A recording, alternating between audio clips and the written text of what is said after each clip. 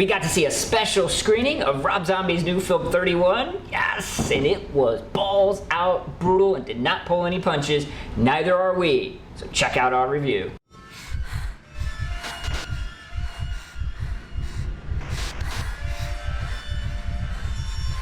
Alert in advance, this is a spoiler-filled review. If you have not seen the movie yet, you're gonna have to either wait for it to come out.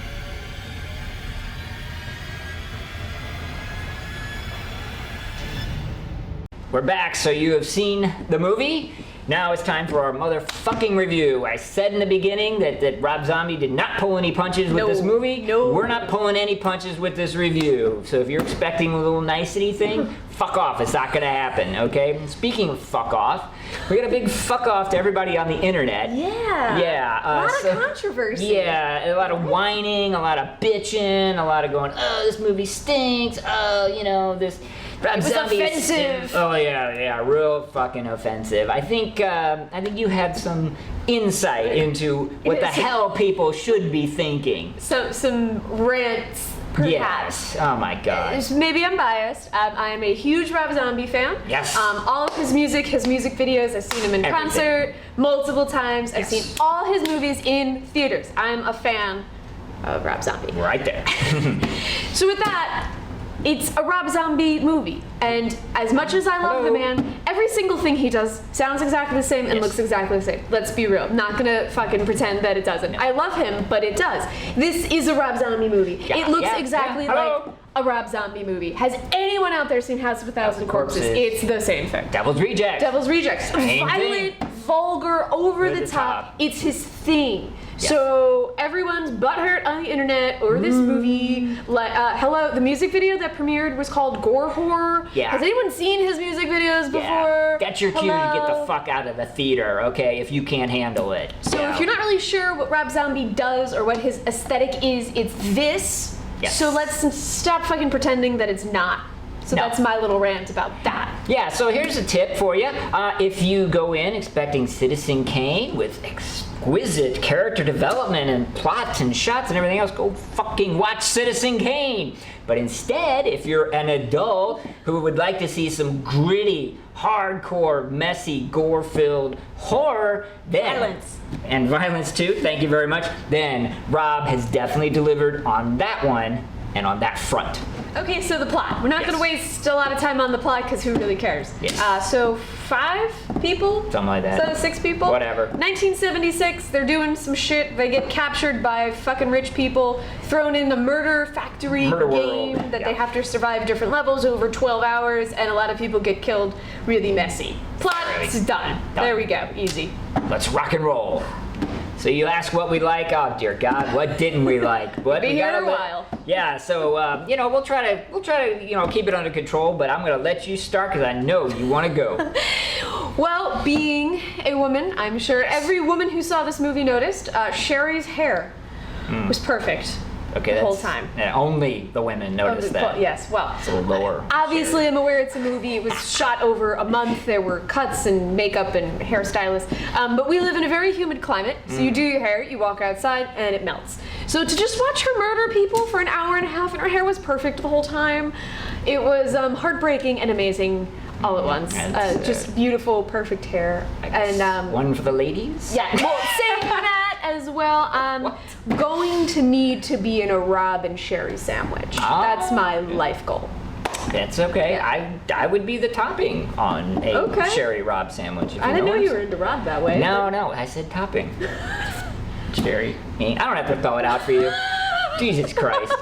I'll be between them. It'll be good. There you go. Fine. But now getting back to the actual movie, as opposed to fucking hairstyles. One of the things that we had the pleasure of doing is watching a Q&A with Rob after the movie, and he actually let fly with some information that provided a real eye-opener for me on his entire filmmaking career and process. Rob Zombie stated that he was a big fan of the what they're called 60s sort of grindhouse movies that you had to go to specific theaters in New York, and they were disgusting and seedy, and the movies were disgusting and seedy. He mentioned Ilsa, She-Wolf of the SS, Faster Pussycat Kill Kill, all, great films. What these films were was a reaction to the restrictive Hays codes of the 1950s, and that's why you had to see them in deep, dark places. In today's society, we may not have that, but we definitely have Hollywood producing these cookie-cutter, PG-13 fucking horror movies. If that's not an oxymoron, I don't know what is. And Rob is going out of his way to bring back those gritty, grimy, sleazy movies. And I thank him and I praise him for that. And that was one of the things that I absolutely loved and adored about this movie, is that not only was it that, but I now have an understanding of why it was like that. It added a depth to his filmmaking to hear about where, and that was really his maybe not childhood, but his younger years where all that came from. Yes. So to hear that kind of added a new layer to all of the movies that he's made previously. Without question, yeah. And it allowed him a lot of freedom in how he structured this film. I know you had something about that. Or even really, we've talked about this in other reviews or things we've done, and while I do like backstory and things like that when it's well placed, I kind of liked in 30 when there was no backstory. Who are these rich people? Why are they capturing people and betting on them? Gives a fuck. Who cares? It doesn't matter. I mean, maybe if it was super cool it could have added, but we didn't need it. No. It was just there, and it was kind of amusing at times, but we don't need a super detailed, interesting, intricate exposition about who these people are and how we've gotten to this point. It doesn't matter. We get back to the killing. Yeah, Rob just said, hey, go, start killing. That's it. If we're gonna chop off a whole scene and segment of killing just so we can find out why these rich people are here, that's a waste. Yeah. Complete waste, and I thank you, Rob, for not wasting our time like that. There was also something in the Q&A, which if you didn't get to see the Q&A, it was, I'm sorry, it was super awesome. Phenomenal. But he was talking about what people were saying about Devil's Rejects and asking where was the socially redeeming factor in Devil's Rejects. And I think question, but almost his exact words were, there wasn't, fuck you. Yeah. And I feel that way about 31. You know what? We had a great time. I laughed out loud. It was fun, and it doesn't need to be, you said it before, Citizen Kane, socially redeeming. I didn't need to learn anything about myself. It was a movie about violence and blood and horrible things, and let's just watch that and have a good time. It doesn't need to be a fucking hoity-toity, high-end, masterful cinematic art piece. No, and we got to see it with Rob Zombie fans. Oh my God, yes. Cheering at the end of it. Yeah. It was a great experience for us all. Everyone, it was all goth metal people. You could tell we were in the correct theater. It was very easy. And maybe if you didn't have that experience, or you people saw were with the white hairs or something, a couple priests in the back row. I don't know what the people were clapping and cheering in our theater during some of the murder scenes. We were with a really cool, interesting crowd, and that, kind of added to the whole experience. It wasn't people who were offended or complaining. No. Fans being all offended, of course. Idiots on the internet were all offended over the fact that there's a Nazi in the movie. Ooh, there's been Nazis in other Rob Zombie stuff. Yeah. Has anyone seen anything he's done? And here's the deal, folks. Try using your brain a little bit, because you know what? I think that Rob Zombie put this Nazi in the movie for a specific reason that has nothing to do with what you think. And it wasn't a regular Nazi. Also. No, and that's the reason. So here's the deal. Normally, in any movie outside of a historical piece, you make the bad guy a Nazi so that the audience goes, oh, it's a Nazi. He must be the bad guy. Okay, so we're introduced to this character in the film. And from maybe here up, From here up, maybe a little bit lower, so you see the Nazi insignia on him, and you're like, ooh, that's a Nazi. He's the bad guy, right? Well, then, scenes later, the camera pulls out, and he's a dwarf. Oh, there's a little fuck you. What? Thank you, Rob Zombie. And then he opens his mouth, and he's speaking Spanish. Hey, guys. Rob's making fun of you, okay? That's my theory. He's saying, you know what? You guys got your, it's a Nazi, so here. Now he's a dwarf. Oh, what? Oh, and he speaks Spanish. Oh, joke's on you, dumbasses. It was just bizarre. You weren't expecting that. No, he's just a bizarre character who was very good at killing. He got probably more killing screen time than anyone save our hero Doomhead that we'll cover later on. And that murder world sort of environment they were in, you enjoyed as well, if I'm not mistaken. Yeah. Obviously. I mean, look at it. Yeah. And I kind of like that they had different stages that they had to get through. Also, no explanation, but it did kind of move the plot along. When they defeated someone, they kind of moved into a different part of the factory. Right. Yeah. I mean, you know, you can't spend the whole the whole film in one room. You gotta go somewhere and do something, and you have to, you know, I mean, the job of a prisoner is to escape. Yeah. That's 101. And so they, once again, very wisely, set it up so that as you tried to escape, you just got deeper into the shit. Deeper into the shit. Yes, totally. Until the shit hits the fan. And when the shit hits the fan is when our boy Doomhead shows up. Oh my. But actually, before you go into that, Doomhead shows up at the very beginning. And it was amazing. Of the movie. The movie opens with Doomhead that we don't even know is Doomhead yet. Yeah, that's the first couple minutes of the movie. Couple minutes of the movie monologue. With an outstanding monologue. In hell, everybody loves popcorn. That establishing right off the bat as something a little different. Yeah. There's some depth to him, there's some character to him, there's some drive to him that is far beyond the other members of the murder world. They're kind of silly or funny, and I mean, the clowns were funny. I laughed out loud at their jokes. They said some good jokes. Yeah, they really did. They did. I don't know who I can tell them to, but they said some good ones.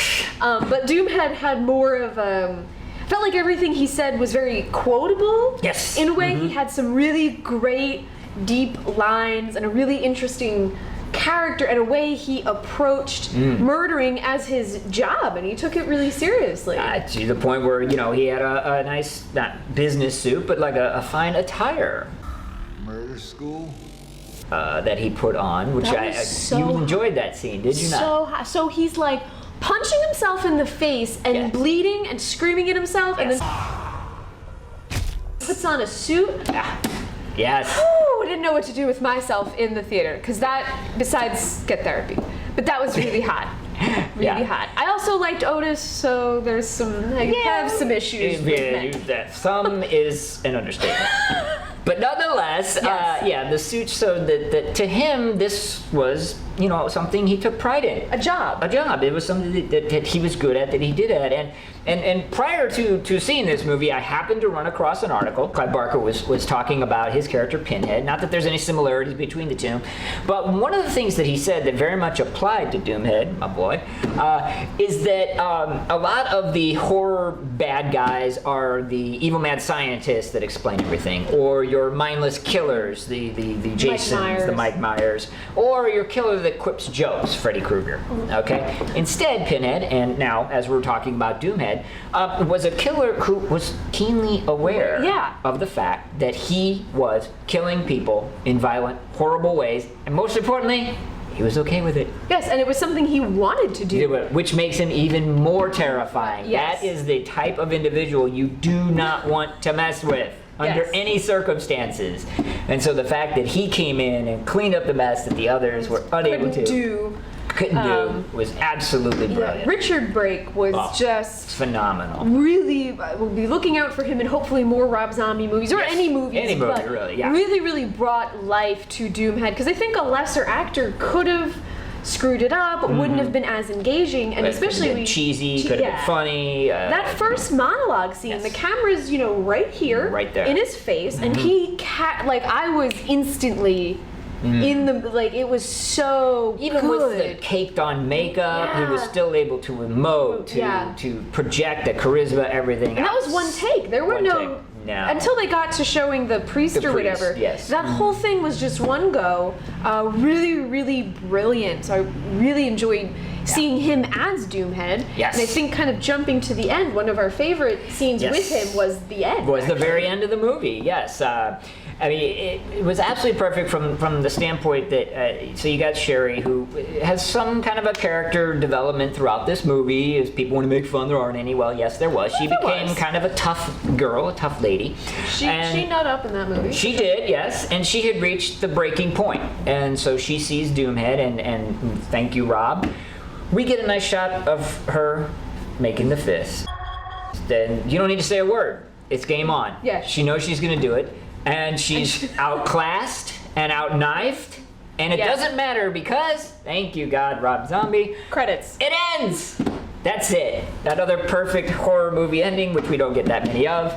Just open-ended. We don't know. Open-ended. Yeah, maybe that she did fight him and win. I don't know. Did she join him, maybe? Join him, maybe? Who killed who? Did they fight? What happened? We don't know. We don't need to know. We don't need to know. That's right. Absolutely perfect ending and perfect wrap-up for a wonderful movie. Okay, so we obviously love the movie. No movie's perfect, as they say. So that was one or two things we didn't like, I think. Very little. Yeah. What do you got? So, possibly what made me just laugh was when Sexhead and Deathhead come out. And well, first of all, Sexhead was played by E.G. Daly, Yes, she was. who is a child's television show voice actor. So that was very weird.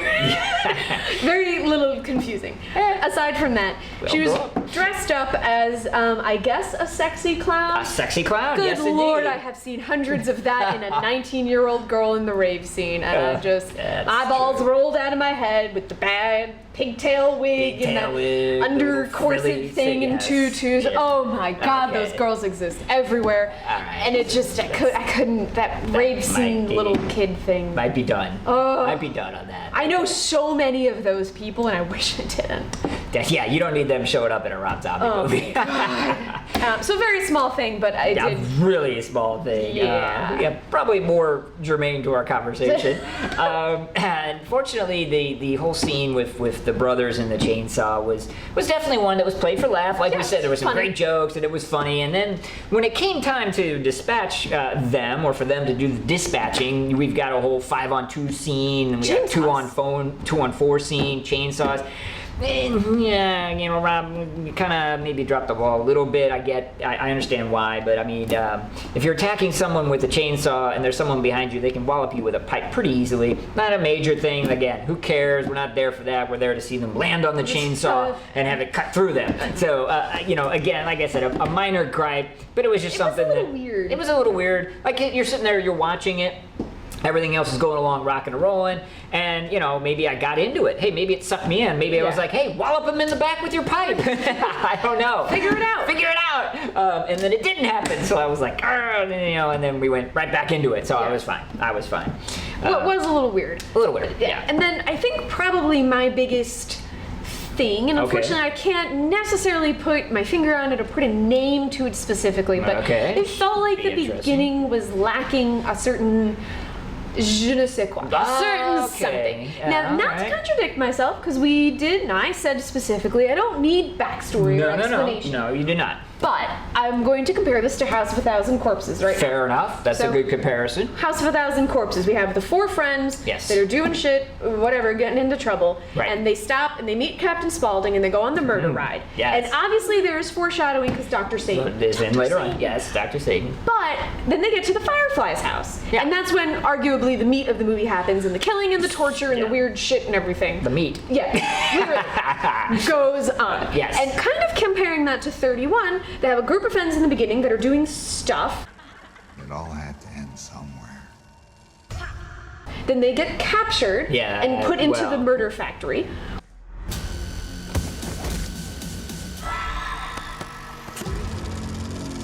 Which is what I'm going to call it from now on. Yes, of course. And that's again when the meat of the movie starts and the killing and everything. But in the beginning of House of a Thousand Corpses, they do meet Captain Spaulding and go on the murder ride, and there's something, and it kind of doesn't have too much to do with anything, but it was something that happened. And I felt in the beginning of 31, well, they're in the van, they're going somewhere. Right, for we think some reason, that they're sort of talking about, but not really. So maybe this is it. Maybe you're saying that we don't need backstory, we don't care about it, but if you're going to give us some, give us some. How about that? Yeah. Give something. It felt a little kind of in the wind a little Just, bit. Just you know, it was lacking something. It needed something to happen. It's definitely hard to put your finger on. Yeah, I agree with that, and not a major detractor, but it was something that I guess maybe as we're watching it, we were kind of like, can someone going somebody's somewhere? off with a chainsaw or something? Yeah, that's true. I don't know. A few minor dislikes, but otherwise, nothing major for us to complain about at all. All right, so it's time to award some pinheads. What I'm going to do here is change things up just a wee bit, okay? Just a little. To be fair to Rob Zombie, we are going to award our pinheads in comparison to only the other Rob Zombie films, okay? So, now that you've got that in mind, let me know what you think. So, I will give backstory on this one. Okay. Even though I don't have to, I will. Pull up a chair, boys and girls. This could take a while. Oh, shush. Anyway, so, to me, to get to the amount of pinheads, thinking about all the other Rob Zombie films, and we're going to work backwards. Let's get there. Yeah. So, House of a Thousand Corpses to me is a 5 pinhead, perfect, just tickles me in all the right places. I love that movie. It's everything I've ever wanted in a movie. So that would be my 5. Okay, all right. High accolades for that movie. All right. Second would be Devil's Rejects, which was actually a little too action-y for me. I don't really like guns and shooting and loud. Nah. But still had Captain Spaulding, Otis, and Baby in it, and they are always awesome. There's a lot of really great scenes, so that would be a 4 for me. Knock off 1 for all the Western violence. Oh yeah, okay. But really still murder, violent, vulgar movie. Fuck yeah. So I'm going to place 31 third on my list of favorite movies and do a 3.5. Oh, 3.5. Yes. Okay, all right. So that's how I come to that conclusion. So that is now my 3rd favorite Rob Zombie film. Interesting. Okay. I am really disturbed right about now. This does not happen at all, ever. But perhaps the planets are in alignment, and we're actually in agreement on all of that. Like, what? House of a Thousand Corpses is my favorite too. Because it's amazing. It is amazing. It's so perfect and wonderful. And Devil's Rejects is also my 2nd, and 31's also my 3rd. I don't know what the world is coming to. I guess we do on this one, at least. Jesus Christ.